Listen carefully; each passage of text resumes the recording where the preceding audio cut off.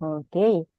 Um, so yon. So we are a small group, no? It will be quite intimate, which is nice. So we can ask our questions freely, have a conversation around the topic. Our language will be both in Filipino and English, and we can code switch anytime we feel like doing so. Uh, Unfortunately, hindi ako, wala na ako ibang alam na salita. So, hindi ko mata-translate ano kung may gustong mag-share, magbahagi sa ibang lengguwahe. But feel free to do so at baka may iba tayong kasama dito sa ating conversation who can support, ano? We will ask just a bit of housekeeping. We will ask everyone to mute themselves when not speaking, or I will also do that, no, in case makaligtaan ng iba. And as a start, no, maybe you can share in the chat why you are joining this webinar, no, so we can share with everyone. And also, if you have done fermentation, no, so yon. So, yon. Please share with us, have you done fermentation and why are you joining this webinar? We hope to be done with so this is a 1 hour and a half, no, conversation with Nanay Nona. I think, if I remember correctly, the talk, no, is about an hour, yon, and then we'll allot 30 minutes for Q&A. Okay, so we have a newbie, no, si Benjamin. Baka yung iba would like to share if they do fermentation, no, and if they have any questions, no, that they want to and that they want answered, no, in this webinar about our microbiome. Okay, so feel free to drop the questions in the chat if you don't want to speak up, no, and turn on your camera, and I can read it aloud later for Nanay Nona to answer. So without further ado, let me introduce our speaker. I've known her for quite some time. I'm a great admirer of her work, helping other people, helping other people talaga to shift to a healthier life, and has had many successes, no. She has helped many mothers and children with proper nutrition and breastfeeding. She has dedicated her life to health education, focused on maternal and child health care since 1997. Nanay Nona is also the first and currently the only non-medical doctor in the country to pass accreditation for the International Board of Certified Lactation Consultants in 2004, no? She promotes the consumption of indigenous fruits and vegetables and other indigenous approaches to combat malnutrition, no? Para makombat din yung thinking na, nako, mahal maging healthy, diba? So yun. There are indigenous ways, no, to being healthy. I mean, we are all equipped with it. No? So Nanay Nona teaches earth-friendly parenting and lifestyle, natural family planning, joyful childbirth, extended breastfeeding, plant-based nutrition, and the Filipino nurturing practices using the latest evidence-based based on scientific information and adapting it. This is the most important, no? And adapting it to the unique culture of the Philippines, and especially in poor areas. No? So without further ado, I'd like to call on Nanay Nona. Please start. Hello po. Can you hear me? Can you type yes on the group chat? Can you hear me? Okay ba yun? Yes, great. Ayan. Gandang hapon. I'm so glad that there are... Teka, ano ba yun? Hindi pala baby. Pusa pala yung picture. I thought there's a baby. Yun, kasi medyo sira na yung laptop ko eh. Anyhow, thank you so much for being here. And this is a very important topic, and we want as many people to learn about it as much as possible, because there is a deadline. Later on, you'll learn what is the deadline all about.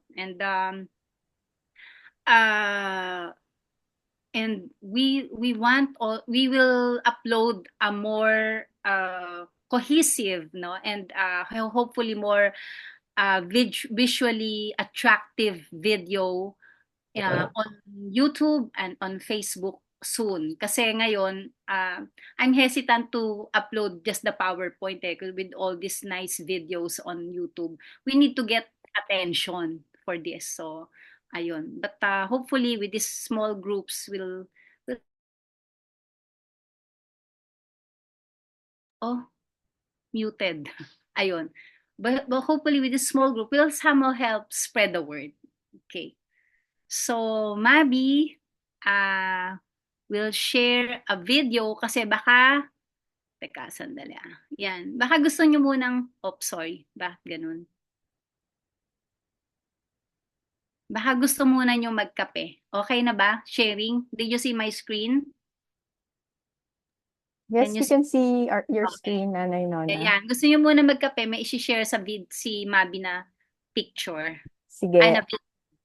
Can Okay. you remove your screen sharing so I can share mine? Yan. Okay. Thank you. Ano yun? Yun po.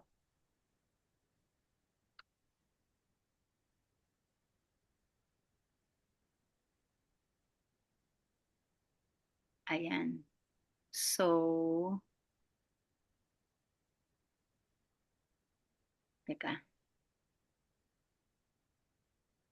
Can you see this? Is it playing? Is it playing for No. everyone? Oh, okay. Sorry. Hold on, ah. Let me try again. I'm so sorry. Okay lang. Mabilis ang internet sa Pilipinas, kaya ganyan. Uh,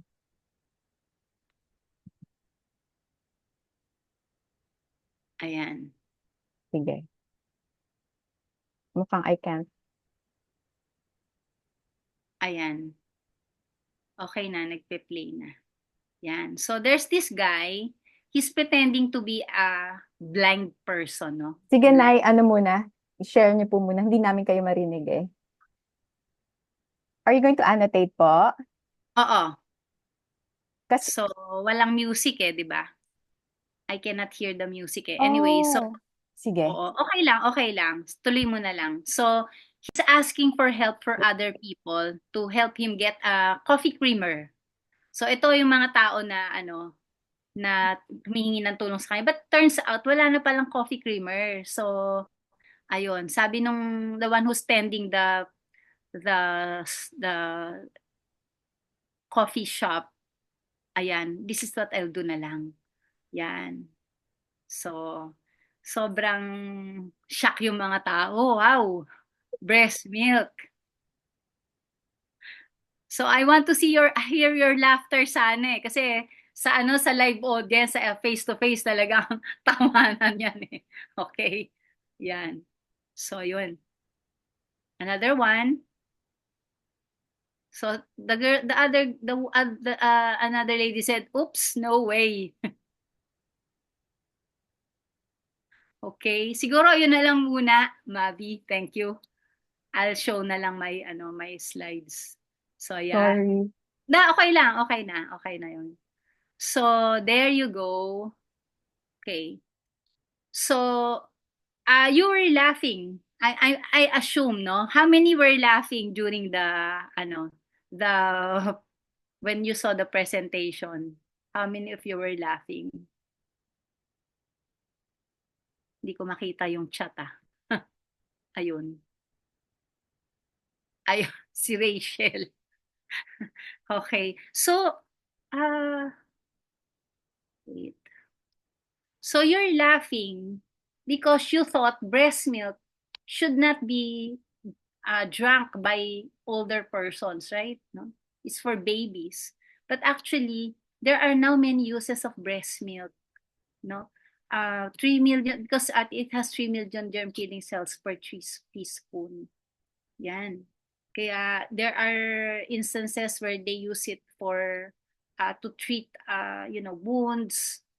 Okay, and even I know someone who use it for uh, mouth sores, no? And not only that, breast milk, as we all know, have antibacterial, antifungal, viral properties, but it also has anti-inflammatory properties.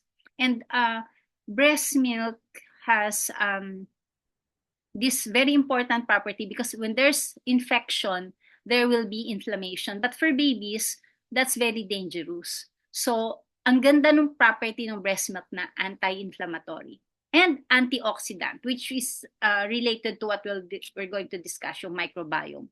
Aside from that, it can grow skin. No? I have an opportunity to see the power of breast milk when a loved one had severe chicken pox at a late age, no, 20 plus na. So it's kind of huge pokes, no, poke marks, but it did not scar when we put breast milk because breast milk has the power to grow skin, epidermal growth factor.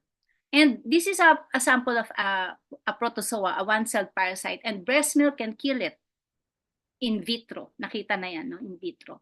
So, when we're laughing at all these things, I would like to ask you, where do you get your information about health? Because, when we, for example, can I show of hands, please? How many of you are drinking milk here? Drinking milk. Okay? Walang nagtataas ng kamay. Very good. Anyway, yeah, okay. Because yeah, this is what we see on TV, no? That we should drink milk, but in reality, it's not only babies that should not drink milk, but adults should not drink animal milk as well. Humans should not drink animal milk. Of course, we see it every day on TV that if you drink milk, you can play with your child after working hard.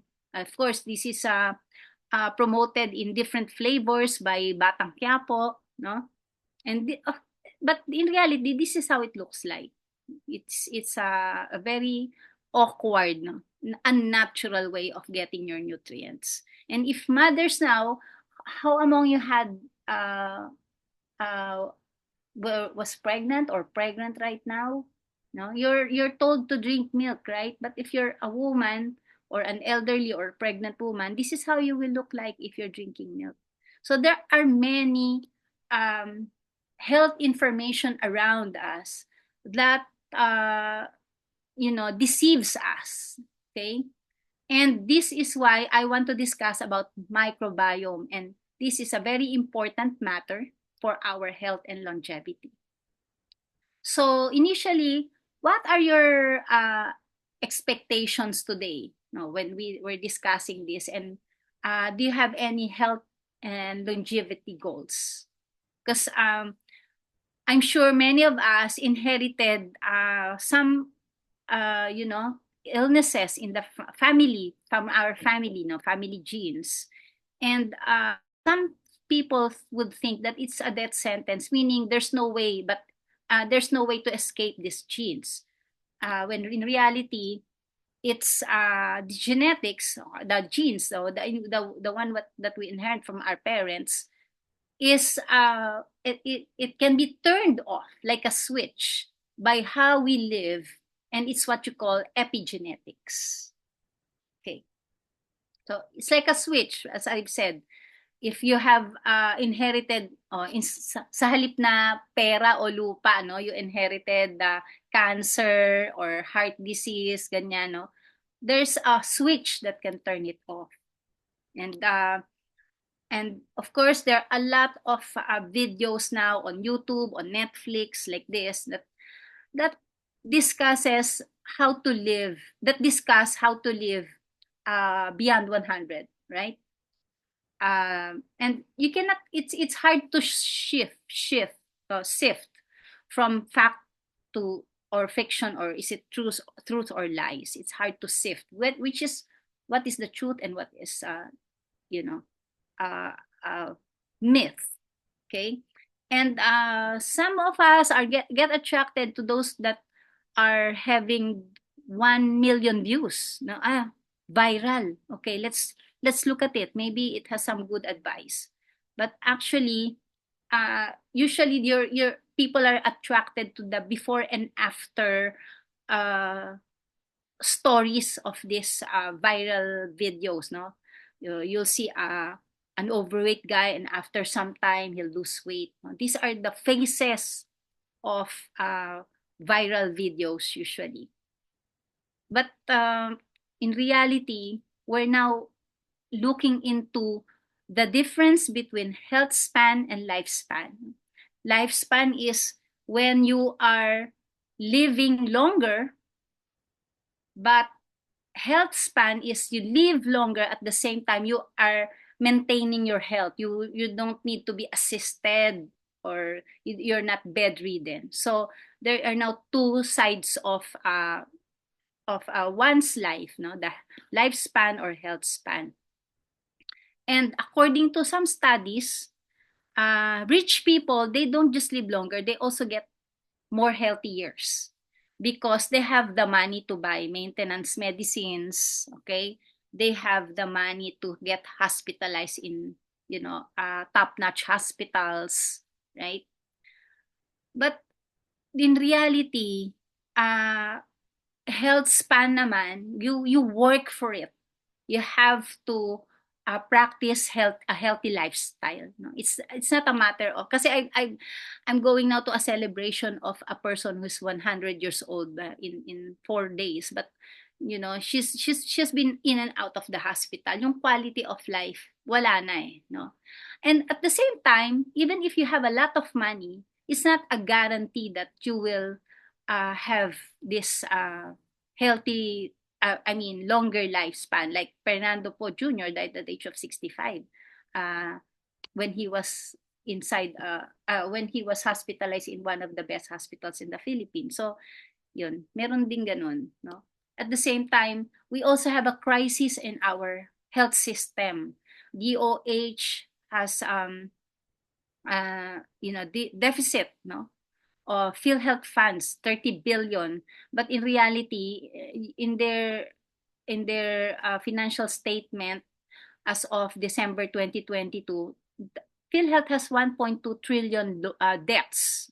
Okay, and yeah, of course they're getting more money pa from PhilHealth. So the most important thing now is to get the most reliable sources of health information. And I would like to show you a triangle, no? This I cannot discuss every part of this triangle, but let me point out to the yellow one, which is a cohort studies, and the top one, which is a purple one, the purple triangle, which is a meta-analysis. So I will show you a sample of the cohort studies. No, these are now the way they get information, investigate chronic diseases. And for instance, this started in 76 with 280,000 nurse participants. That's why it's called a cohort study, kasi everyone is a nurse. Okay, and they have the same qualities. No, they have shifts, they are well educated, no, they have work, they have money to buy food. And so that's what you call a cohort. Now, as for the meta-analysis, if you put all these several studies together, for instance, there's this health professional studies, no? A follow-up study of 126,982 participants, and it's what you call a prospective study, meaning after 20 years, they will look into who got sick with what diseases after studying their lifestyle, no, after 20 years. So it's called a meta-analysis because it's a you put together all these cohort studies and then prospective studies pa yan, meta-analysis na yan. So this is an example of another meta-analysis, no? Oops, what happened? Sorry. Hello. Ayun, nag-ano siya pala. Meron pala siyang link, sandali. Ayun, there. So the meta-analysis, now, this particular meta-analysis was done by Imperial College of London with 2 million people from populations worldwide. And the meta-analysis showed that 10 portions of fruits and vegetables a day is better. So it's instead of 5 before, 80 grams per portion, that means 800 grams per serving. Okay, and this is another meta-analysis of 2 million people by University of Cambridge that says red and processed meat consumption is linked to diabetes, the occurrence of diabetes. So, and right now, there are a lot of studies from all these institutions about the microbiome, which we'll discuss later, no? So Oxford, Harvard, Stanford, and of course, the studies also in one of my favorite websites, nutritionalfacts.org. So I suggest that you get your information from these websites, no? From these studies. And yeah, and aside from the fact that we should be healthy, live a healthier lifestyle, there's now this concept of living not only for ourselves but for the planet. No, we should when we eat, we should consider if our food will not create a severe carbon impact on the planet. Okay, so as I've said a while ago, there are many studies, and for instance, this study says there's no need to cut back on red meat, right? So you will be confused if you do not choose your sources. Of course, let me cite Harvard School of Public Health's studies that red meat raises red flags, no? Meaning red meat consumption increases the risk of heart disease and cancer mortality. And then public health, the Harvard School of Public Health is linking also this to, especially to breast cancer, no, where a lot of Filipino women die of or get affected from or suffer from breast cancer. And then red meat is linked to stroke and diabetes, okay? Diabetes and atherosclerosis. So now let me stop sharing my screen and Mabi will share about what atherosclerosis look like. Let me try. Sorry, I realized walang audio kanina, no? Oo nga, hindi bale. Sige, I will annotate na lang. So, hold on, ha? So actually, this while you're looking at the getting the video started, this can be found in my YouTube channel, Nanay Nona on YouTube. And if you scroll the YouTube, there's a playlist, and the title of the video is Diet for a New America. Okay. So you can see this in this video. Nanay Nona? Wala pa rin. Wala pa rin. Oh, I'm so sorry. It's okay. It's okay. I can ano na lang. Contacts, certain Ayun na. I can hear it. cirrhosis, diabetes, the major diseases of our society may be caused in part by what we eat. One of the physicians who helped me to understand why is Dr. Michael Clapper. I first woke up, so to speak, when I was working on the anesthesia service, learning how to put people to sleep. And I was seeing my patients for the next day's surgery for coronary artery bypass surgery in order to bypass clogged arteries in their heart. Because it was late at night, I drew the man's blood test. And when I took the blood to the laboratory and had it processed, I couldn't believe my eyes. Now, normally, this liquid layer floating on top of the blood clot is quite transparent. It's a yellow, but quite clear. You can see right through it. The blood in this patient's tube, however, was anything but clear.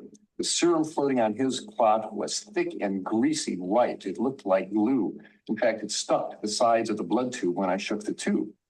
I went back to the patient. I said, Mr. Phillips, did you eat before you came to the hospital tonight? He said, yes. I said, what did you have? He said, I had a cheeseburger and a milkshake. And when he said that, I realized that what I was looking at in his tube was all the fat in the beef burger, all the butter fat in the cheese and the butter fat in the ice cream and in the milkshake. And all this fat had oozed out into his blood and actually turned his blood fatty. Well, 30, 40, 50 years of keeping your blood very fatty creates changes in the blood vessels that are very dangerous. Over the years, arteries can become clogged with fatty material. Then a blood clot can form, blocking the blood flow completely. If the artery leads to the heart, the lack of oxygen can cause heart muscle to die. That's a heart attack. If the clogged artery leads to the brain, the patient has a stroke. The next morning, we took Mr. Phillips to the operating room and I put him to sleep and the surgeon opened up his chest. And from these arteries, he began pulling out yellow, greasy deposits of fatty material called atherosclerosis. Okay, thank you. That's how atherosclerosis look like. Have you seen this video before? Can I see a show of hands on the chat? It's called Diet for a New America. Diet for a New America is natatawa yung isa. Okay. Diet for a New America is a video made for John Robbins, who's the heir to the Baskin and Robbins ice cream, but he refused to inherit it because he knew how bad their product is. Okay, so let me share again my video. I mean my PowerPoint. Can you see it now? Please. Yes. Okay, great. So that's atherosclerosis progression. It looks like this on picture. Na when you see the brain, it's very clear. You know, the arteries are very even though they're small, blood can pass through it. But if there's a lot of animal fat in the food, then it will, you know, it will be clogged and there will be stroke, as the video showed a while ago. So Harvard School also linked, no, meat, not just sugar. Okay, by the way, the increased risk of diabetes when you eat red meat. Okay, and how small amount of red meat can increase diabetes risk. Even 2 servings, small servings in a week can increase the risk of diabetes. Like a hot dog a day can increase the risk of diabetes by 51%. So I'm very concerned about this because a lot of children right now are being fed with hot dogs, no, 2 to 3 times a day, or two hot dogs a day, right? So these were released in 2012. These studies were released in 2012. And let me see how many of you have heard about this sa chat po natin. Can I see how many of you have heard about this? Sorry, I'm having a hard time looking at the chat. Anyway, so wait. So in 3 years later, WHO said, yes, oh yeah, the red meat and the processed meat can cause cancer. So that was 3 years after Harvard said that. No? So, and meanwhile, our chickens grow for 25 days, no? 25 days lang, they can be butchered, okay? And if we eat all these things that grow so fast, like the pigs, instead of 1 year, 3 months, and we don't know why we are growing so many things inside our bodies. Like this is called endometriosis. This is called polycystic ovary syndrome. And girls, are they having? Can you see it on your video? There are girls having all this huge breasts. This is from a report from Jessica Soho. Okay, so earlier, Global Strategy on Diet, Physical Activity, and Health was issued by World Health Organization in 2004. But, you know, 2004 and 2015, there's so much time lapse, right? And the reason why is there's politics of food. A lot of countries are producing this very products, red meat, no, like US and Australia, Canada, they produce these things and they will rebel or they will protest against WHO if there are no very what do you call this, reliable sources of studies, no. So siguro nahiya yung WHO, they got embarrassed. So they decided, after 3 years after the Harvard said that it's dangerous to health.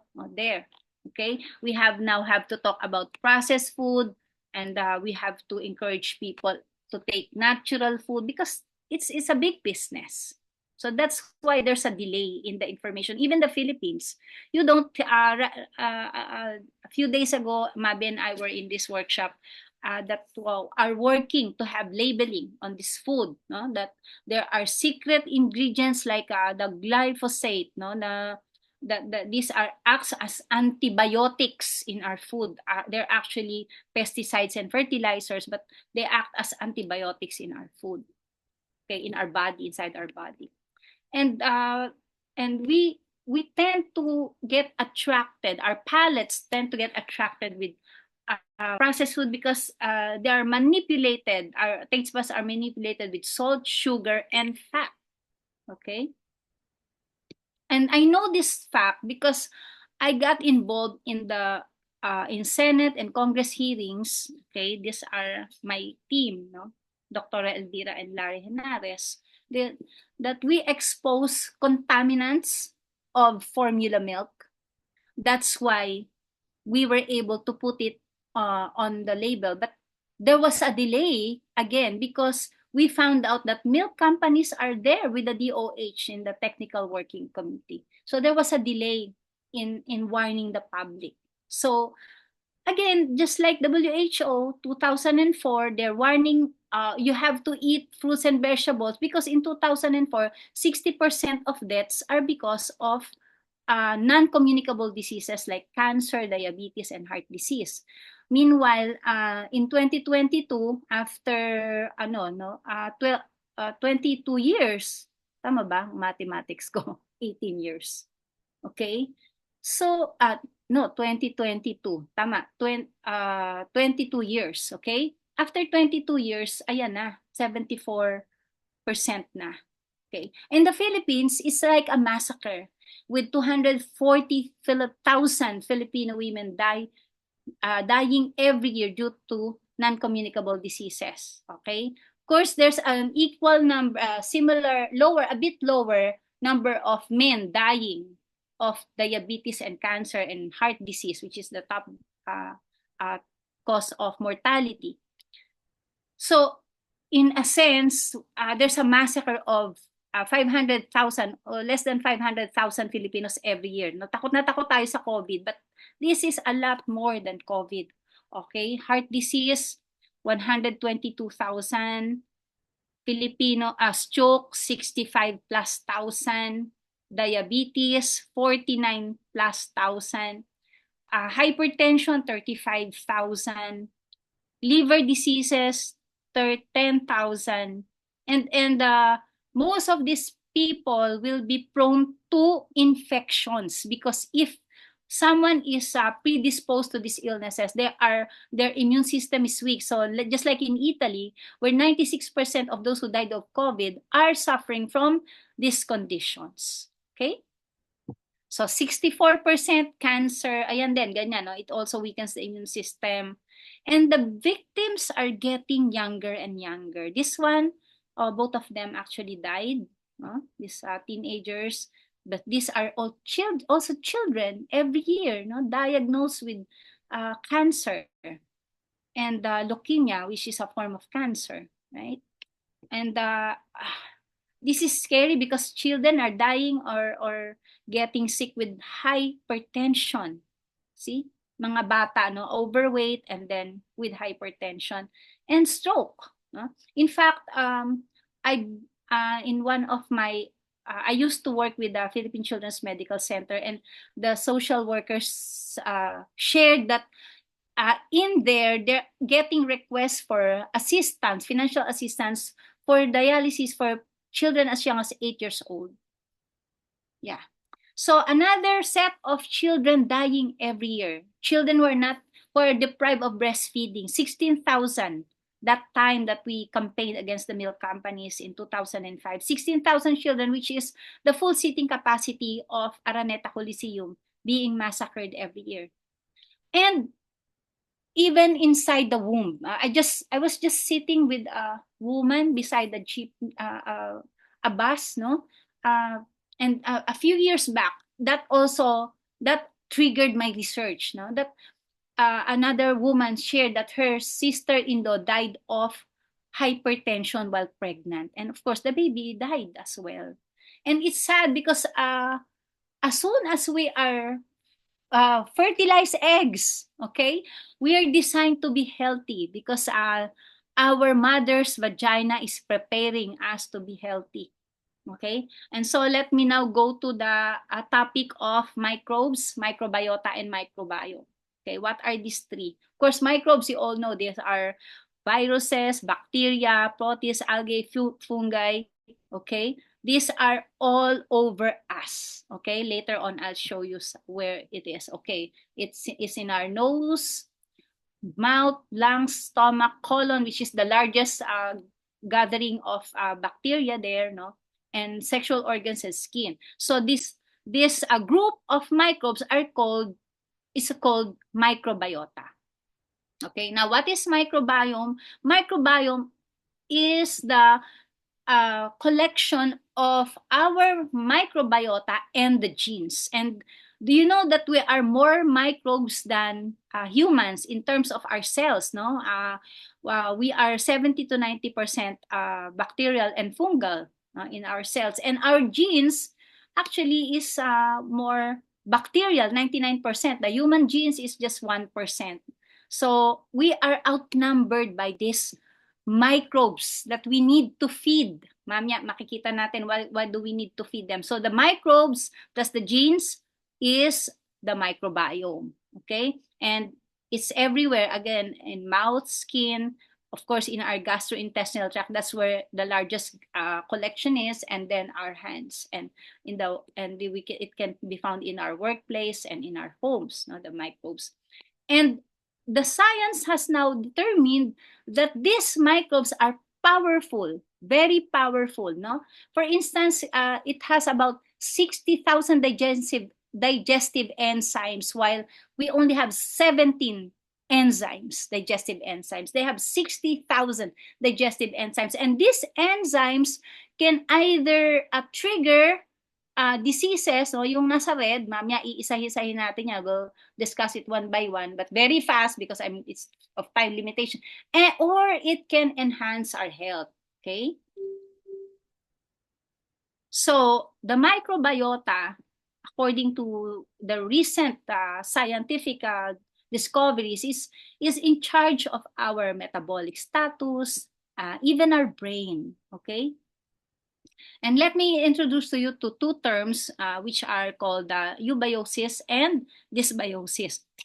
So eubiosis mean that our microbiome looks like a forest, is very healthy if there is a diverse collection of microbes inside our body. So that's our target, no, to have a diverse number of more, no, it occupies a lot of space in our colon, especially. While if there is dysbiosis, that means we have our microbiome looks like a desert, very few types, and there are also harmful ones, okay, more harmful than the good bacteria. Okay, so according to studies, the more diverse gut bacteria we have, it's good for us because they eat all the nutrients that we consume, no, aside from the fiber, which we'll discuss a while later. And that means it deprives the harmful it deprives the harmful microbes from nutrients. That's why they don't flourish. Okay, so it's important that we have this eubiosis, and if there is dysbiosis, we will have this can result in gut inflammation. Okay. Okay, another reason for gut inflammation is if we have very high oxidants compared to antioxidants, because it will create oxidative stress, and this is how it looks like, no, when oxidative stress. If our cells are healthy, it looks like a healthy tomato, but if there's oxidative stress, then oxidation, no, naaapektuhan siya ng oxygen, so it withers. Okay, cells with oxidative stress look like this. Okay, and again, it will also cause gut inflammation and cause dysbiosis. So our gut has a lot has gut mucosa, no? Meron siyang parang mucus, no? Mucus. It covers, is a very delicate mucus that covers this what do you call this? I suddenly forgot the term. But anyway, and between this underneath this mucus is healthy tight junctions. It should have no spaces. This is how healthy tight junctions look like. It should have no spaces so that the harmful bacteria here will not penetrate our blood. Okay. Now, if there is dysbiosis, and if there's oxidative stress, then the healthy tight junctions integrity will be compromised. So there will be spaces between them, so the bad bacteria, the allergens, and the viruses can penetrate the blood, okay, the blood flow, and that is called the leaky gut. Okay, so there's the normal gut and the leaky gut. So in summary, if there's dysbiosis, it can cause gut inflammation. If there's oxidative stress, it can also cause inflammation, and inflammation will link to, especially if it's chronic, will lead to the leaky gut syndrome, which can cause a lot of illnesses from the this next slide, no? So if there is again on the left side, there's a healthy gut, no, healthy tight junctions, see? And if there's spaces there, all these organs will be affected if there is leaky gut syndrome. Okay, so I will just very fast, no? There's a gut skin axis. It can cause psoriasis, acne, eczema, wrinkles, and aging. Okay, especially in infants, they found out that there's low microbial diversity for infants affected with atopic eczema, or of course formula fed.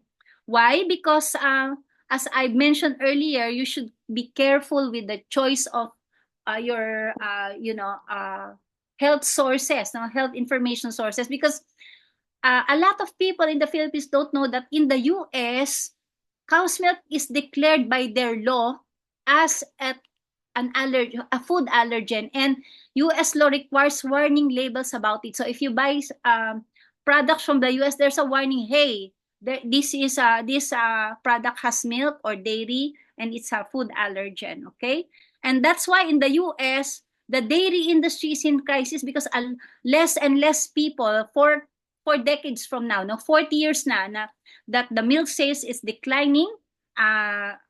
This is parang 2 years ago, no? 1.1 billion last year. And the crisis is so severe that dairy farmers in the US are committing suicide. Okay, that's how the crisis is now. And of course, during the pandemic, it became worse because they lost $10 billion. So, and to avert this crisis, they dump it here and ask, Batang Quiapo to promote their products, right? They pay him in millions, right? But of course, they'll earn billions if they promote this and instead of suffer from the crisis. So this is a cause of allergy. Cow's milk, animal milk is a cause of allergy, no? Atopic dermatitis, and then psoriasis, psoriatic arthritis. And dysbiosis can also affect infertility, our reproductive cycle, osteoporosis, ovarian cancer, ang dami, no? Sa kidney, okay, there are a lot of illnesses that can be caused because of leaky gut syndrome and dysbiosis. Liver, gut and liver axis, no? Heart, no? Heart disease, atherosclerosis, as I've mentioned, thrombotic events, yung blood, the blood forms clots, and hypertension is also can be traced to leaky gut syndrome and dysbiosis. Gut muscle, even muscle impairment and sarcopenia. By the way, Sarcopenia is also caused by sitting in front of the computer for too long. So later on, we have to all exercise, okay? And a lot of children now, the youth are also affected with depression and anxiety, neurodegenerative diseases for the elderly. This can also be traced to dysbiosis and gut inflammation, okay? And gut-brain endocrine axis is also traced to this condition. Gut-lung axis, no, COPD, okay? Pancreas, again, of course, this is diabetes and pancreas cell inflammation. And there's also a connection between the gut and the bones. So gut dysbiosis of the gut microbiota, as I've said, if it can cause a lot of illnesses, now there's the good news naman. Eubiosis can protect all these organs. Okay, the diversity of the microbiome can protect our organs, and this is because of the microbiome eats or ferments to describe it correctly, dietary fiber. And when our microbiome has all this dietary fiber with them, it ferments it. It can produce what you call postbiotics, no? So yan, binibili nyo pa yan, probiotics, prebiotics, postbiotics, and pala, these are the short chain fatty acid. Okay, so short chain fatty acid, the most common are abundant rather, are butyrate, propionate, and acetate. Okay, so just to show you the powers of these short chain fatty acids from the fermentation of the dietary fiber, okay, it can command apoptosis or suicide of cancer cells, especially in the colon. And of course, it prevents gut dysbiosis. Propionate naman, it signals satiety. So it has something to do with your, to control overweight, no? Being overweight. And energy production, cholesterol metabolism, no? Lipogenesis, it prevents the acetate. Acetate controls the production of lipids. And again, to appetite suppression. Marami siyang nagagawa, no? Of course, the most important thing, the work of the short chain fatty acids is to protect the healthy tight junctions, okay? To keep its integrity intact so that all these harmful pathogens will not go into our blood. Yan. So, according to the recent researches, anti-inflammatory, okay, isa-isahin na lang natin kasi maliit eh. Maganda kasi ito pag face-to-face, no? So, it has anti-inflammation, anti-inflammatory property. Short chain fatty acid has anti-obesity property, which is now an epidemic in the US and of course here in the country as well, no? Obesity, let me just discuss this a bit more because it is now being bad mouth, no? The discussion of obesity is now being bad mouth as body shaming, no? Of course, we should look at obesity as an illness, as a disease, not as an aesthetic condition, no? Because obesity can lead to so many illnesses. It's not a matter of, ay, mataba, si Nanay Nona, payat, ang yabang naman niya. No. Even people who are overweight can look beautiful. Look at this. No? Look at this picture. And I want to show you a personal picture. This is my best friend since elementary. Okay? She is a lot more beautiful than me. She's overweight. But the thing is, she died of heart stroke at the age of 40.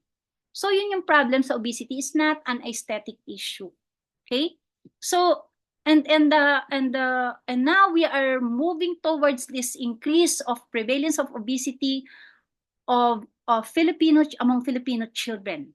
And what is the solution to this obesity, diabetes, heart disease? Plant-based diet that will feed the microbes and their genes inside our body. No? As I said, it's anti-cancer. No, it lowers metastasis, yung spread of cancer, cancer cell proliferation because it will command cancer cells to commit suicide. It will protect our liver. It will protect our heart. No, it lowers blood pressure. Again, a while ago, I said about I told you about lipogenesis. It lowers blood lipids, ischemia, reperfusion injury. These are blood related diseases. Okay, and again, it can fight depression. Okay, according to this prospective study of 12 years. Okay, teka, hindi ko pala nailagay how many participants, no, but this is in Australia. Okay, so right now we're getting into nutritional psychiatry because 95% of our feel good hormone is produced in our gastrointestinal tract. It's a neurotransmitter that helps us sleep, regulates our appetite, our mood, and inhibit pain. Okay, and the gastrointestinal tract is lined with a lot of nerve cells or neurons. Kaya ito talaga, there's a connection between the brain and the and the what you call this, the brain and the microbiome. Okay, and yes, another randomized control trial. No, at this point, I would like randomized control trial about how the restriction of meat, fish, and poultry improves mood. Okay.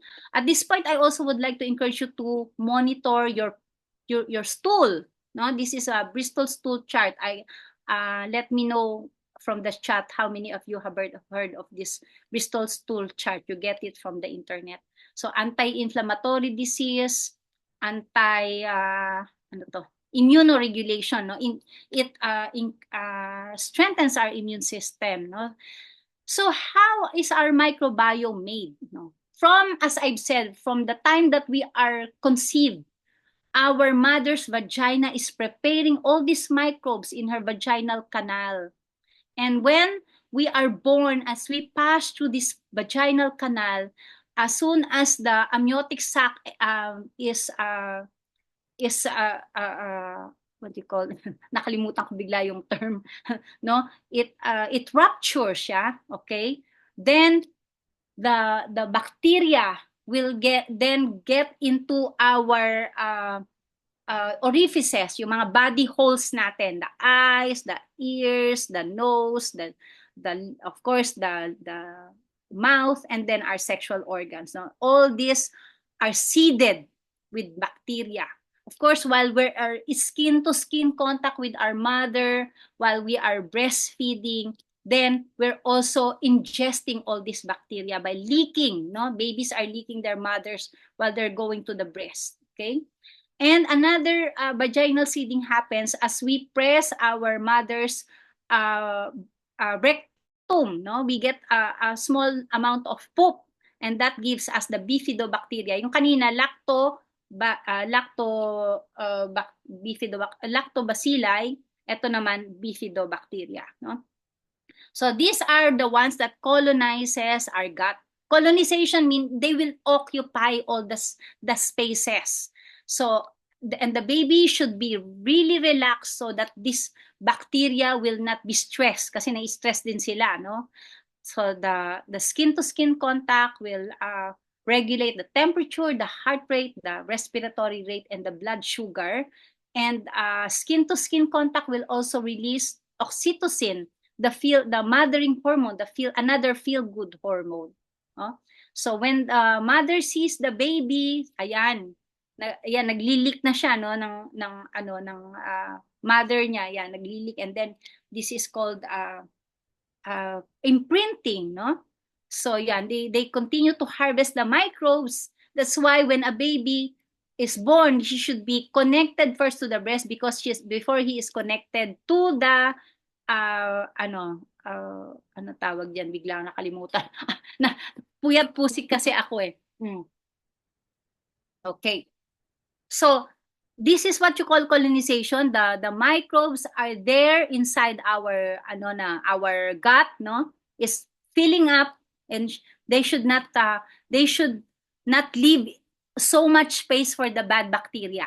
Okay, so this party should be fed. Okay, their party guests, they should be fed with, guess what? We have prebiotics in our breast milk. Okay, these are called prebiotic sugar. So we are born to eat fiber. It's called human milk oligosaccharides. These are non-digestible, non-nutritional carbohydrates. It's not intended for our nutritional needs, but for the microbes inside the baby. And this cannot be replicated by milk. Okay, the animal milk, the formula milk, because for now they have identified 200 structures of the human milk oligosaccharides. They are abundant during birth, and as soon as we're about to start eating at 6 months, they now decline in quantity. Okay, so human milk oligosaccharides in breast milk is our prebiotic, while we're pregnant, we're babies, our microbes will eat it, and of course again they will produce postbiotics, no, when the baby can now produce postbiotics or short chain fatty acids. But while he is fine tuning his system, breast milk has the short chain fatty acids. So ang dami, di ba? Seven short chain fatty acids in breast milk, and antioxidants also in breast milk. Ayan. So, talagang protected po tayo. We are designed with protection. We have to breastfeed for 2 years and beyond, no? Ito yung campaign namin 4 years and beyond, because Chief Justice Hilario Davide, we found out, was breastfed for 4 years, no? Ambassador level din siya. Kaya yan ang ipopromote natin. Let's help mothers breastfeed, no? You can refer to me, your relatives who are still pregnant, and then ayun na, kakain na. Pag nagkain na, we have to listen to Papay. I'm strong to the finish because I eat my spinach. Pero yun sa US. Mamaya malalaman natin how to nurture our healthy gut microbiome using what is here in the Philippines, what are the fruits and vegetables that will contribute to our health here in the Philippines. Kasi ang dami natin, we have a very diverse set of fruits and vegetables. Fruits, vegetables, legumes, nuts, seeds, and whole grains. Ayan po ang ating dietary fiber. Again, instead of 5 portions a day, we have to eat 10 portions a day. Avoid ultra-processed food, no? Kasi the consumption of ultra-processed food can increase the risk of stroke, cardiovascular disease, and a lot more, no? Yung mga magic sarap na yan, mga noodles na yan, 'di ba? Instead of buying that, we have to, mura lang naman po, dark leafy vegetables, or if you can plant at home kahit maliliit lang na paso. Ito yung mga mga sa abroad, no? These are the high in antioxidants that will protect our microbiome. So again, we have to avoid red meat, avoid processed meat. Teka, ayun. Basura sa katawan, basura sa kalikasan, no?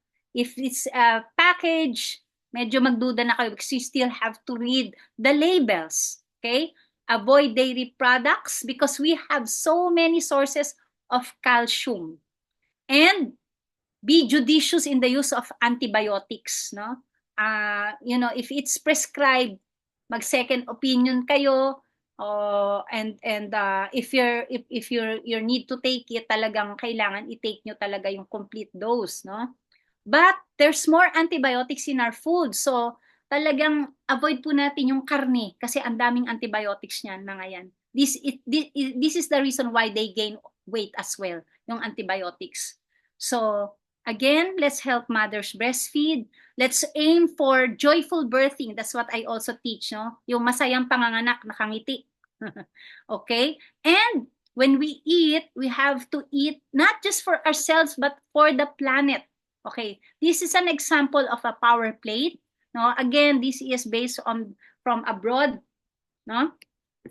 Ayan. Ayan ang whole grains natin. Marami pa tayo ditong whole grains. And this is from Harvard School of Public Health. Again, it says whole grains, vegetables, fruits, and healthy protein. No? It's emphasizing on beans, nuts, and of course, limit the red meat and cheese, avoid processed meat. So, you ask yourself, kaninang umaga, ano ba yung itsura ng ano nyo? Breakfast plate. Oh, hindi compliant yan, 'di ba? Hindi compliant. Ito may gulay nga, pero isa lang.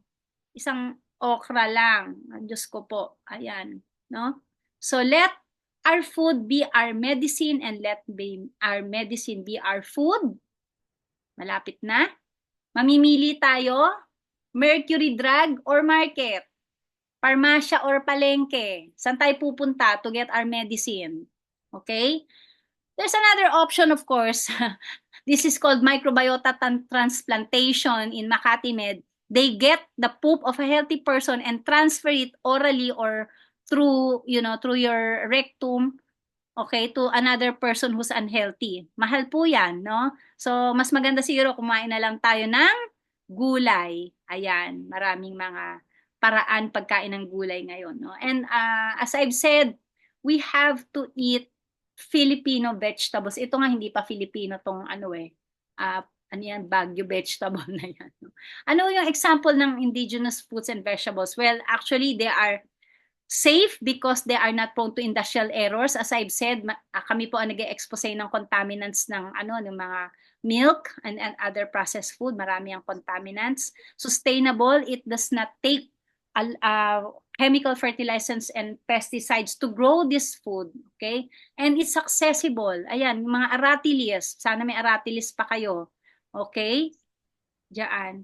And when it's in season, it is affordable. So, ito po, no? Meron mga local natin. Munggo, kadyo, sitaw, bataw. Of course, bahay kubo yan. Sitaw, bataw, patani, okay?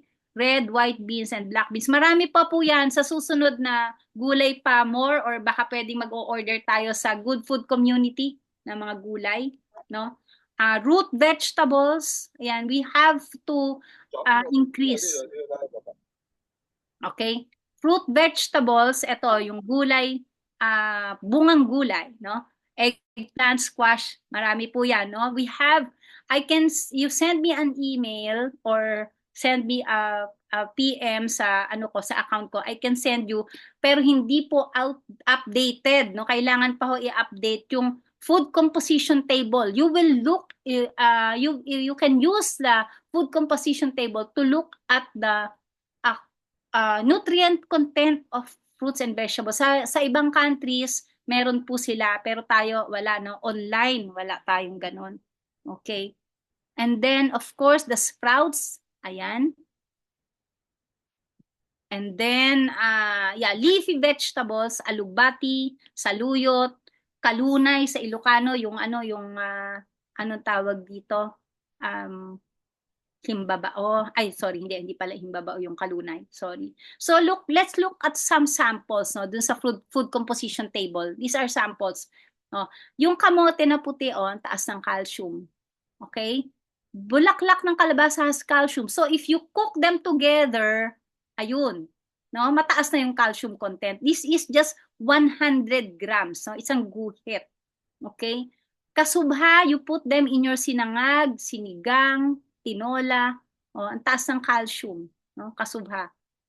And himbabao, this is the himbabao, no? Alukon in Ilocano, it's a flower, no? And look at the calcium content. Ang taas, 'di ba? 362. Okay, milligrams per 100 grams. Bulaklak ng saging also has a lot of calcium. Not much calcium rather. So when you cook it in sinigang, no, the sour content of the soup, no, the sourness of that will decalcify, will get the calcium and put it in the soup. Okay? So you combine this together. So halimbawa, magsisigang ka, may talbos ka ng kamote and then mayroon kang puso ng saging. Ang sarap po niyan sa sinigang, yung puso ng saging. So you are gathering so much nutrients in your soups pag ganun, no? Ayan, yan. So ito, calcium 137. Tapos may puso ka ng saging, 63. O di meron ka ng 200 milligrams of calcium in your sinigang na 200 grams lang yan, ha? Okay? So malunggay, ganun din. When you cook munggo, you put malunggay. Naku, ang dami ng calcium niyan. Of course, iron, mataas din ang beans sa iron and vitamin C because it will help in the absorption of the iron, no? When you take food with iron, ayun, dapat may kasamang vitamin C, but nature already ensured it, right? Because malunggay has a lot more calcium and a lot more vitamin C than oranges. Okay? Again, the design, may iron and then may vitamin C ang saluyot. Of course, it has a lot of calcium. So who needs milk? 'Di ba? Pwede nyo gawin yan. Maraming pwedeng recipes sa saluyot. Now, in other parts of the country, there are, as I've said, diverse vegetables. In Cordillera, it's called amti. In Cagayan Valley, it's called amsi. It's a lot of calcium. Mga talinum, wala na po dito. We don't have enough time na. No? Aratilis has calcium. And of course, vitamin C and iron. No? Banana, meron ding calcium. So, when you cook nilaga, no, do not put the beef. No, lagyan nyo na lang ng white beans ng nilaga nyo and then mataas ang calcium ng beans and then the calcium. Ayan. Okra has calcium. Okay? Munggo, as I've said, has a lot of calcium. May iron. And then, wala siyang vitamin C. That's why you have to cook munggo with leafy vegetables. Ayun. So, pili, nuts, no? We have a lot of nuts here. Pili. And those who are living near the sea, no? Seaweeds. Ayan, maraming calcium. Ayun. So, if you eat all these things, no? You combine it in a dish. It's called pinakbet in dinengdeng in the north. Tagbulang-lang and sinigang in the south. And of course, in Bicol, you put ginataan. Central Luzon pala yung bulang-lang na Tagalog region. And then, Southern Luzon, Laswa, Lauuy, and Nilapuan. Look at those beautiful bodies of water. If we do not eat meat, we will not pollute our beautiful bodies of water that already happened in 2003 in Batangas when the falls turned into Ipot Falls because of the poultry and piggery there. And of course, if we eat animals, we have to cut trees. That causes now the global boiling. Because why do we cut trees? Because we need to grow food for the animals. And now it's already, yes, they're burning the forest in order to grow food for animals. So we will avoid this global boiling, no? Kasi ang 50% of our carbon footprint should be reduced by 2050, but it's already here. Global boiling is in our backyard. In Aurora, 60 degrees heat index, no? So if we will also reduce our importation of meat if we lessen our or totally avoid meat, which I've done since 1991. Hindi na po ako kumakain ng karne. No? Look at how we are burning the Amazon forest. No? If you can see it from your screen, yung each orange dot is a fire, no? Identified by satellite because of animal farming. So we have to reduce our greenhouse gas emission, and that is through avoiding food sourced from animals. Okay? So feel good if you're eating fruits and vegetables because you're helping prevent the worst impacts of climate change. Ayun. So, I think that's the end of the lecture. Medyo nag-extend ako ng 10 minutes. So, thank you very much. Let us then promote, protect, and support nature's well-orchestrated design to optimize our health and the health of our Mother Earth. Maraming salamat po. Thank you, Nanay Nona. Thank you. No worries about the overtime. So I really appreciate what you shared, ano, kasi talagang it resonates, no, with the message of good food, which is of course yung interconnected, ano, how one form of agriculture can actually shape health, diba? And then of course there's how you even showed briefly how trade, you know, with the dumping of milk, diba, from the US to here in the Philippines affects our health, no? So may mga ganyan. But also yung how the diversity in our food reflects the diversity in our gut, no? Kaya it's so important to eat a diverse plate. Oo. Ang ano ngayon, recent finding, at least 30 types of fruits and vegetables in a week. Oh, that includes onions and garlic. You know. Yeah, 30 na nga daw po. And but good thing na it includes the aromatics, the spices, kasi when I first heard of the 30, parang oh no, parang that's a lot. Yeah. Yun. We and we also appreciate how yung one of your last words, ano, last slides, yung nature has this well orchestrated design, no, to keep us Yes. healthy.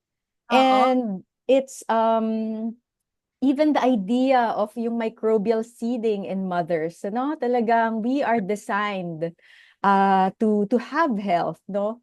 Our Yes. bodies yung trying to achieve homeostasis even with inflammation. So but siguro one curiosity is what can mothers who did deliver, 'di ba, through cesarean, 'di ba, delivery, or children right now who have become adults, parang how can they support their yung microbes, no, improve their microbes kung hindi nila na-inherit tong microbial seeding from their Yes, mothers? oo. Yeah, if that's why I had to really work hard because I was not breastfed, no? Mm. My child is a lot luckier. She was born vaginally, and I was Mm. able to breastfeed her. So the first time I brought her to the hospital was when she was 32 years old, na Mm. emergency. And it was because of an accident. Not like me na talagang in and out of the hospital before I got into a plant-based diet in 1991. So that's why in our household, what I can tell you, we don't have sugar at home. My daughter is not used to eating sweets. Mm. Oo, Mm. kahit yung mga dates minsan natatamisan pa siya eh. Mm. Mm. Mm. So, and then of course we everything is plant-based in our home. Oo. So, uh we need to eat fermented food once in a while, Mm. but the mere fact that we eat diverse type of diet, no, plant-based diet, that will help in Yes. in multiplying our microbes, In the gut. Okay. nourishing them.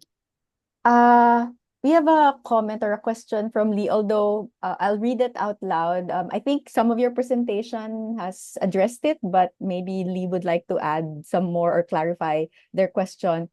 We would like to have direction on how to cultivate a better gut microbiome with local produce and regular eating. We're wary of pre-diabetes and hormonal imbalances.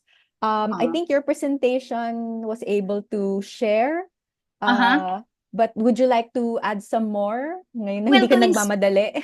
to inspire you, I was able to reverse my father's diabetes at his age of 88.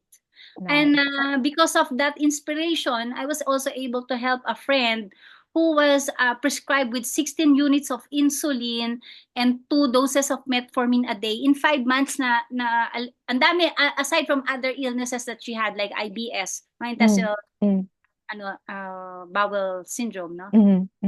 Inflammatory bowel syndrome. Yeah, so those things, no? I was able to help them in 5 months of. Wow. Actually, baka mas maaga pa nga yun eh, kasi we were kind of late in going to the hospital because we are in the province. So medyo malalayo yung hospital. Same with my friend, no? She just got uh, she just went to doctor after 5 months of eating well, pero Mm, from mm, 16 naging 10 na, and then mm. wala na, no? Galing. The doctor discontinued the Mm, the what do you call this, the insulin and mm, metformin. So hindi ka naaabot doon. You will not reach that part, no? The best part is now. Start mm, now, no? Na you eat fruits and vegetables and brown rice and mm, B12. mm, Yun. mm, mm. For Yeah. plant-based practitioners. Okay. Right. Thanks, Nai. Si Benjamin is asking, can you recommend a plant-based restaurant located in Manila so we can sample how it tastes like? There are many vegan places, but it's not serving whole plant-based foods. Totoo yan. Meron gulay lang. Ah, Oo, sa okay. Quezon City. Pero meron namang mga you can have some options.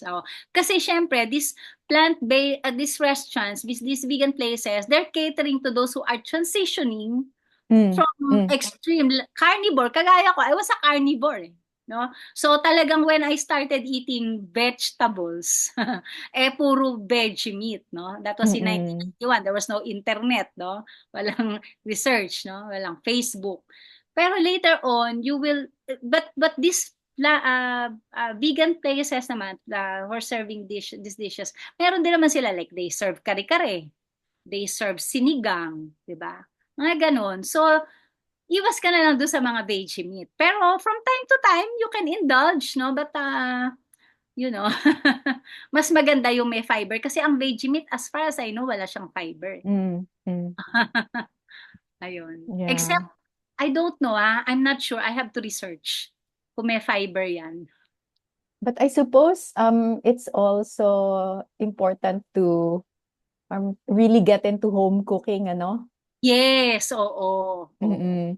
When you were helping your friends improve their microbiome and their health, did it entail training them in the kitchen to be able to have I yeah. live with my friend kasi remember she's a friend from college. Sabi niya, dito ka tumira sa La Union. So I stayed there talaga and taught the cook, no, the house Mm. Mm, mm, to prepare these dishes. Pero meron din naman akong ganong kitchen takeover. I think Ah, gulay lang can also help you, no? They have cooking demo and marami yeah. sa YouTube. You just type whole food plant-based dishes. Marami, you can bake vegetables and then make them into soups. Mm, mm, yeah. Marami na ngayon, hindi kagaya dati. Yeah. Yeah, it's so much easier now. Um, Leandrina said, very informative and the healthcare. We need plants for food and medicine. Super agree, Leandrina. Thank you for sharing that feedback. Um, Rachel is asking, how effective or helpful is eating fermented vegetables to a person's gut health? Oh, as I mentioned a while ago, siya yung prebiotic, Mm, teka muna, probiotics. mm, Di ba? mm, mm, Probiotic siya. So, mm, they have microbes mm, there. mm. That's why it's important to eat them from time to time. Yeah, yeah. It Pero, introduces. pero, I mean, sometimes, I don't know if the starter sisters sell products. Hindi. Rachel, sige. I think she wants to add to her question. Rachel, would you Yeah, like to? because Yeah, oh yeah, thank you so much, Maavi. you sure. Because I really like kimchi.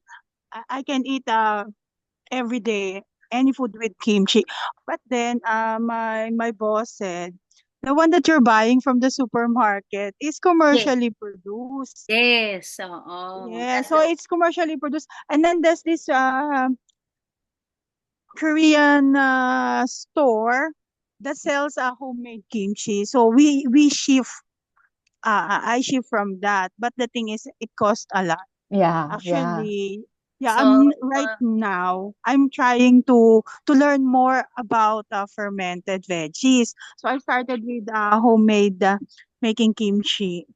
mm. But then of course at one point no, I will be tired of eating kimchi. So I'm Yes, exploring more. marami, oo. Yes. I And think Mabi can help you with that with her yeah, website. here in Hong Kong, may mga Hong kombucha Kong. classes, but the cost is really too much. Magbasa ka Yeah. na lang ng website ni Mabi. No. Yes, really, the cost of fermented classes is too Mm-mm. much. So I'm exploring options. Especially, I will not stay here forever. Mm-mm, I want to mm-mm. go back soon. I will go back to our country, and Yeah. Yeah, but thankfully, let me here assure you in that, ay, sorry. yeah, here in Hong Kong, vegetables we have a lot of options, and it compared to the Philippines, it's the produce here is more it's cheaper, so. Yeah. But then Yeah. when I go back to the Philippines and then I will retire, for sure the income that I will not have is not the same as here. So I want to shift from the local ones really that Yes. it will save me money. It will help me achieve my health goals. Retire in a province like Nueva Vizcaya, Yeah, where so vegetables are yeah, the good food Sundays, and then I'm always checking on it. And I said once I have the time, I will really join one of the fermentation classes. Thank you. I Can want I, I want yeah. to try. I want to try. Yeah, please do. You can check out our website, the Mhm. startersisters.com for recipes. And actually even with parang one way of adding more diversity Yes. to the lactobacilli that you take in, no, because of fermented food. One way is to share fermented food or exchange fermented food, no, with another person. Syempre, that means having a friend, no, who who also ferments because they have their own, like yung pinakita ni Nanay Nona, no? We ourselves are made up of microbes. So our Yes. own, we transfer, no, what we make, we transfer our bacteria to the fermented food that we make, our environment. And your friend also. So in our classes, we encourage fermentation exchange, and Good Food has done it also. Kasi it's a Yeah. way of encouraging the diversity. But I think it's important to emphasize what Nanay Nona shared earlier about yung looking to our indigenous dishes, Exactly. Yeah, I no? agree. I Oo. agree. Because Oo. like here, the bell pepper, they say it's really good antioxidant. It's cheap here. If you go to the Philippines, bell pepper costs 400 pesos. Mm, So how mm, much does an office-based worker earned? mm, Of course, mm. you're not gonna eat just bell pepper right in your life. So Yeah, that's true. that's why I'm glad right now. I'm joining communities that promotes local veggies, and Mm-mm. also communities that share the fermentation ideas about fermentation and habits, and encouraging one another to try it. And Oo. then so as early as now, I will not retire in the next 2 years, no, but I'm starting to gather information and be part of the community that will help me achieve my health goals You can once do I it. settle down really in the Philippines. Oo, you're on the right track That's na. You have a yeah, yeah. sense na. Oo. Thanks, Rachel. So I'm Si always following the good food on Instagram, Oh, and thank every you. time I would, I'm not there. Why the the fermentation exchanges, the classes. I said, oh, why I'm not there? Next time Oo. Next when I time. stay. Yeah, Sige. yeah. Drop us a line. Yeah, thank you, Mavi. Thank Thank you you, so much. Rachel. Oo. And I wanna Mm, ask Nanay Nona as well, because I know someone, a very dear one to me, that she's pregnant and she's 17, And then maybe does she do yung parang consultation? mm. Yes, home Does visit. she? Tell her to message me on Facebook or Viber. Ayan. Thank you, Nanay Oo, Nona. Because nandito. this girl, she's only 17 and then she's pregnant. Mm-mm. And this is my best gift to her. One of the best gifts that I can give her is you to point her to someone who's Who can who help? knows about Yeah. lactation and Yes. uh, Yes. how to Birthing achieve and good health. lactation. Birthing, yeah, yeah, and happy motherhood. Oo. Yes. Yeah, Mother. so I'll Totoo. try to contact Nanay Nona Sige. for that. Yes. Wrote my name sa Facebook, Nona Yes, I Andaya-Castillo. followed it already because Nice. she's very dear to me, and I want her to have to have Assistance. healthy pregnancy, happy, and of course when the baby healthy childbirth for Mhm, mhm. for her and for the baby. So Sige. yeah, this is a good timing. Oo nga. Thank you, Rachel. Yes. Thank you. So we'll entertain a few more questions, ano? Nay, are you okay Pwede to ba? entertain? Oh, sige po. So from Pia, thanks, Rachel. So is it easy to meet the high protein requirements of growing children with a plant-based diet? Ah, if we are on brown rice, no, kasi mataas ang protein content ng brown rice is double the content of white rice. And then of course the beans and the leafy vegetables, it's easy to get it. No? And then maybe you can also add some plant-based milks if you like, no? Yung yung mga ano tawag dito. Lalagyan natin ng gata kasi hindi lang hindi lang yung protein eh. Mm, mm, mm. Fat, healthy fat. Okay? Yeah. That's how you feed children. Eh. You also add fat, but healthy fat. So nuts and gata. No? We're lucky we have this gata. Coconut milk, fresh coconut milk. And if I may add, actually, Ah, it was in 2007 pa po when the American Dietetic Association actually said that well-planned, no, plant-based diet can actually meet meat. the nutritional requirements at all life stages, no. So, but yeah, like what Nanay Nona shared, it has to be well-planned, no. Yeah. I have experiences in helping mothers get their baby into an ideal weight, no? Yung kasi Mm, like even in Bantay Bata, no, they rescued babies who are malnourished. Talagang nag-ano ko diyan eh, nag 24/7 we fed them yeah, some vegetables. Gina yeah, Lopez yeah. was on a plant-based diet then. So yun, we were able to help them increase their weight. Nice. Lalo na po, 'di ba, ang tindi ng stunting and wasting dito Yeah. sa ating bansa. Oo. Yes. Oo. Galing. So yes, it's possible, no, to meet the nutritional, not just protein, but the diverse nutritional requirements of growing children with a plant-based diet. Benjamin is saying sana you can do a kitchen makeover. Yun. Pero hindi Ah, pwedeng online yun. oo, yun, hindi online. Okay, she will take over. Talagang Ah, ano, you know what I did to some of my friends na gano'n na we went to the market, we went to the grocery, gano'n yun. Yung kitchen takeover. yeah, no, talaga, it's a Mga skill, health ano, na you will. details. Mm-mm. Pero not Ah, really busy night now. I just took time for this. So, thank you, see. Nay. Oo. Can people, Lee is asking again, can people in theory change their way of eating whole food for a specific health concern or goal? Or is variety is key lang po talaga? Uh, of course, having recovered from 15 serious illnesses, I can say for a fact, no, that you can recover from these illnesses just by switching to a plant-based diet. Of course, the studies, no, these are the most important sources of information. The studies have shown that plant-based diet can really help uh, recover or prevent the recurrence of illnesses, Hmm. Yeah. Yeah. both infectious and NCDs, non-communicable diseases. I think Thea has a comment, which actually is a challenge, a main challenge for those no switching to a plant-based diet for health. The base yung you we need parang better guide, the basic guide in eating out because too often the only vegetable is fries, no? I Uh always bring my food. Usually, when I go out of town, I bring a rice cooker so that I can cook okay. my brown rice and then one dish. Mm-mm, Ano mm-mm, nang ginagawa ko talaga. Because as I've told you, I have severe illnesses that I don't want to come back. mm. So, tama na yun. So, Oo, talaga, I'm oo. very careful with what I eat. I try to be very careful with what I eat.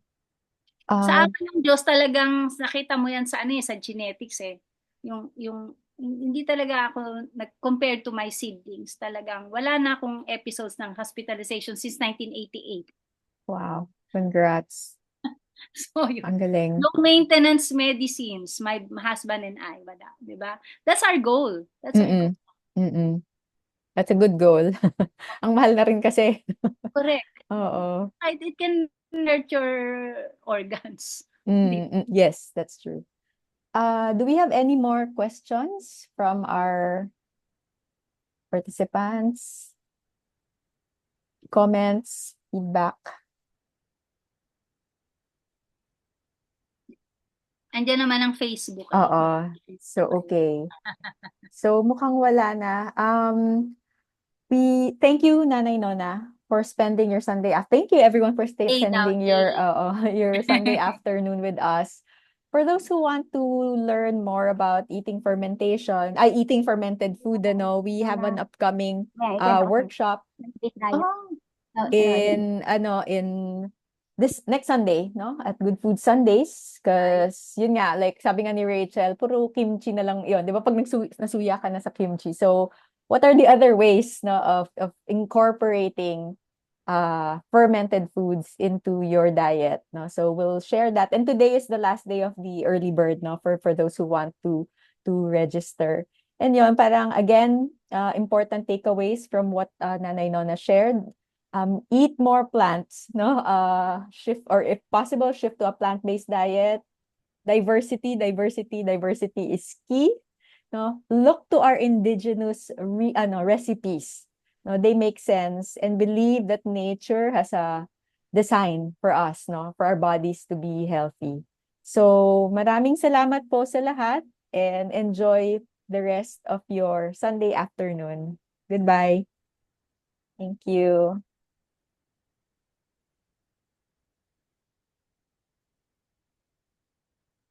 Thanks, everyone.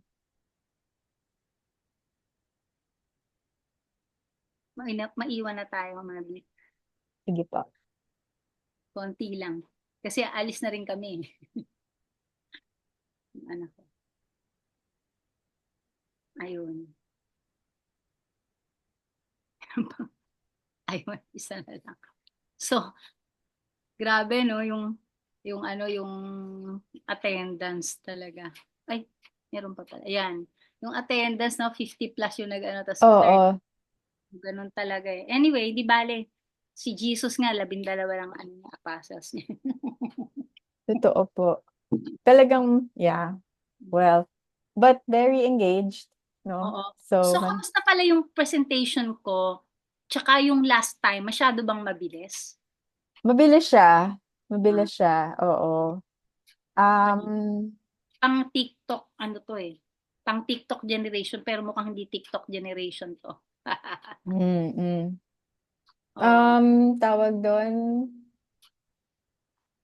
Yeah, parang mabilis. Pero ano naman, parang based on the feedback, kasi shepherd people hindi naman talaga to go deep into the science, ano. So na-communicate naman yung evidence base ng mga recommendations, yon. But yeah, baka nga kasi 'di ba sometimes people may particular yung mga pumupunta dito may particular illnesses, 'di ba? Yung mga sa mga ganitong talk. So I don't know if you want like you wanna focus. Ang dami kasi yung the gut lung axis, the gut, parang if you want to have different presentations na parang 'di ba, microbiome and cardiovascular or diabetes given your parang experience. Tas you can put po yung baka you want to put yung mga, well, syempre kung may permission, yung 'di ba, yung mga case study kahit hindi visible yung nila. Kasi it's very encouraging when people, oo, 'di ba? Then, Learn. naalala ko na, yung friend ko na yun, she lost 12 inches. Wow, oo. Sabi niya, may nawalang tao sa akin. Sabi ko, ano? Tao. Totoo, pag ganun na, oo, yun.